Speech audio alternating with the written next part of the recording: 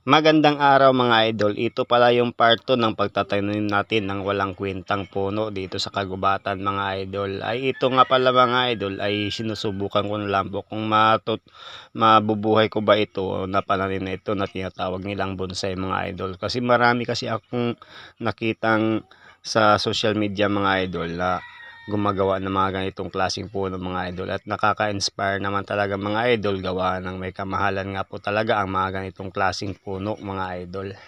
Pero sa ngayon mga idol ay hindi ko po iniisip yung kamahalan ng presyo ng puno ito mga idol pag nabuo. Ang iniisip ko po dito mga idol ay kung paano ko ito mabubuhay mga idol, kasi hindi talaga biro yung pagbubuhay ng ganitong klaseng puno mga idol.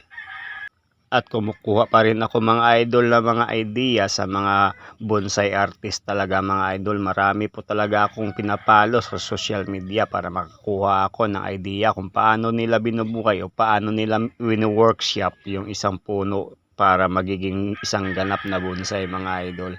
Kaya kung napanood mo tong video ngayon at mahilig ka sa bonsai o isa kang bonsai artist, baka pwede naman pahingi ng idea mga idol kung paano nyo binubuhay o paano nyo wino-workshop yung mga puno ninyo mga idol, kasi sobrang ganda talaga na nakita ko sa mga video ninyo mga idol. Ang gaganda talaga ng mga bonsai ninyo.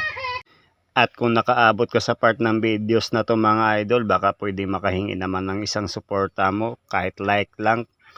Malaking tulong na po yan para sa akin mga idol, lalong lalo na po mga idol kapag sinishare nyo pa po ang videos ko na to mga idol. At napakalaking tulong po sa akin yan mga idol, lalong lalo na po mga idol kapag nag-follow pa po kayo sa aking account mga idol. Maraming salamat po at sana panoorin nyo ng buong video na to mga idol.